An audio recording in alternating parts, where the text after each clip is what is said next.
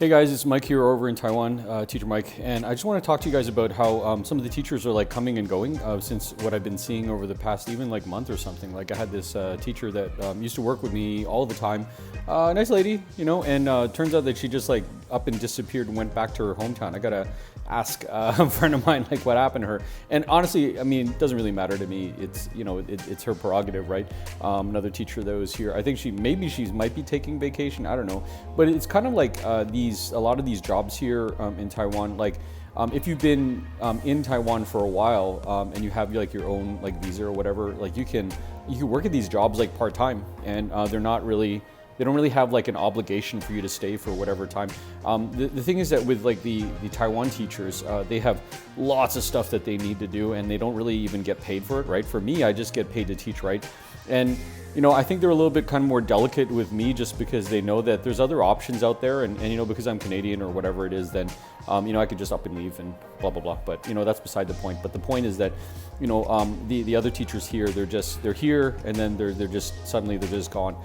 There's also kind of this thing where it's called like a midnight run. I've kind of seen it more common in Korea and in Japan than in Taiwan. I think it's because like in Taiwan, like people are like a little bit more low key about some stuff, but it's like a foreign teacher, they go to a school and then they stay there for like a couple weeks. It's not exactly what they wanted, so they in the middle of the night they pack up all their stuff and they run out of the school, right? Or they run out of their place or whatever it is, and they never come back to Taiwan, which to me, I mean, I don't know if there's like some type of blacklist or something like that. I saw this video about some guy who said he was blacklisted from all the jobs in his city, which probably is like, I heard it through the grapevine. Yeah, there's this foreign guy who's looking for a job. Don't hire him.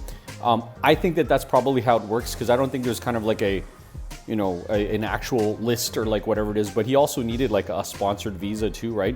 And I don't know exactly what he did, but I think that he probably pissed off the wrong people.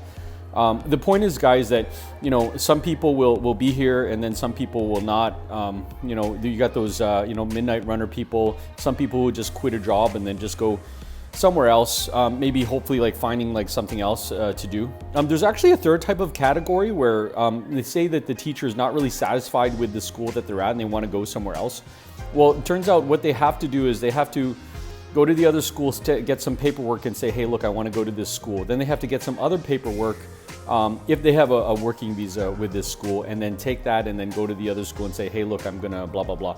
And I think that actually probably works too, just to say that, hey, look, I'm still alive, I'm somewhere, nobody took me away or anything.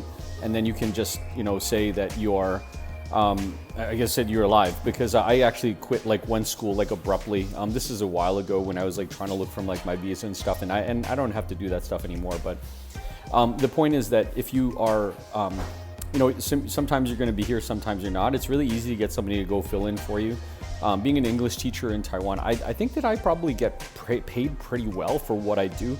Obviously, if I was like on my own and I was doing my own business, then it would be a little bit different.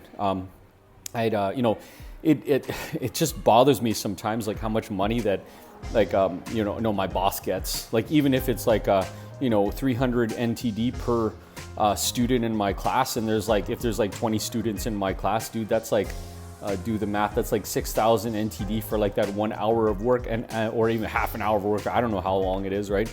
It's probably half an hour only. And then how much of that do I get out of that, right? I only get like 700, right, out of like 6,000. I mean, that doesn't, and if I just skip out on work and they don't know where I am, they're really wondering like, hey man, where are you? Because you're the only one that can do this job. Everybody loves you, and if you don't come back to work, I'm going to be losing out on my 6,000 Taiwan dollars an hour, which you can compute that's like $200 USD or like whatever it is, right? So obviously, being a business owner when it comes to this whole English language thing is like the way to go, which I'll make a video about that later, guys. But I hope that you got something out of this. There's the people are not here usually for the long run, and it's Taiwan is just full of like a whole bunch of temporary jobs. If you see somebody skip town like the next month or whatever it is because they're sick of English teaching at that school, then don't be surprised. See you guys later. Bye.